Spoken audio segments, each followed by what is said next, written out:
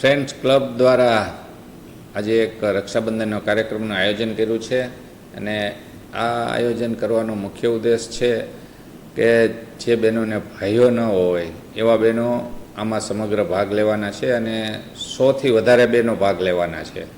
આમ તો એને અમુક બધી વસ્તુ નાના મોટી ગિફ્ટ પણ આપવાની હોય છે અને એ અમારા મહામંત્રી વોર્ડ નંબર 14ના મનસુરભાઈ વાડા આયોજિત આ કાર્યક્રમ યોજ્યો છે અને આમાં દર વર્ષે પણ આ કાર્યક્રમ આ જ રીતે યોજવામાં આવે છે અને મારી કાર્યાલયે એટલે કે રમેશભાઈ ટીલાળા વિધાનસભા 70ની કાર્યાલયે આ કેમ્પ યોજવામાં આવ્યો છે.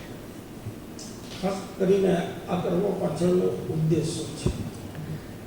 ઉદ્દેશ ભારતીય જનતા પાર્ટીના કાર્યકર છે એ ખાલી માત્ર લોકોની વચ્ચે રહી અને લોકોના અલગ અલગ પ્રકારના સેવાના ઉદ્દેશથી આવા બધા કાર્યક્રમ કરવામાં આવતા હોય.